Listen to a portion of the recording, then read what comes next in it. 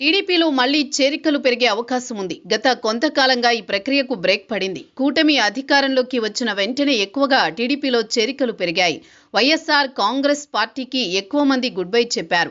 Party పదవులతో పాటు MLC, Rajya Sabha పదవులను కూడా ఉన్నారు. అయితే ప్రస్తుతం వైఎస్ఆర్ కాంగ్రెస్ పార్టీలో వివాదాస్పద ముద్ర కలిగిన నేతలు మాత్రమే మిగిలిపోయారు. మిగతా నేతలంతా ఎన్నికలకు ముందు, ఫలితాలొచ్చిన తర్వాత పార్టీని వీడారు. కొన్నాళ్లుగా టీడీపీలో చేరికలకు బ్రేక్ పడింది. దీంతో వైసీపీ రిలీఫ్ అయింది. అయితే మళ్లీ ఇప్పుడు టీడీపీ గేట్లు తెరవడంతో చాలా మంది నేతలు టీడీపీలోకి వచ్చేందుకు సిద్ధపడుతున్నట్లు తెలుస్తోంది.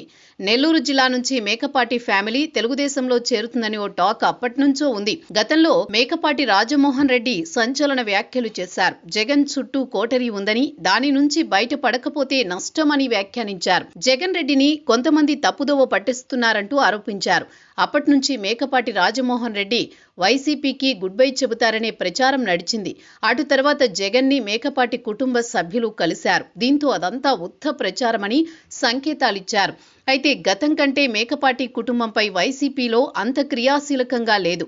టీడీపీలో చేరడం ఖాయమని నెల్లూరు పొలిటికల్ వర్గాల్లో చర్చ అయితే మాత్రం జరుగుతోంది. మరోవైపు మాజీ మంత్రి, రాజ్యసభ సభ్యుడు పిల్లి సుభాష్ చంద్రబోస్ వైసీపీకి గుడ్ బై చెబుతారని ప్రచారం సాగుతోంది. వచ్చే జూన్లో ఆయన రాజ్యసభ సభ్యుడిగా పదవీ విరమణ చేయనున్నారు. మరోసారి ఆయన రాజ్యసభ సభ్యుడయ్యే అవకాశం లేదు.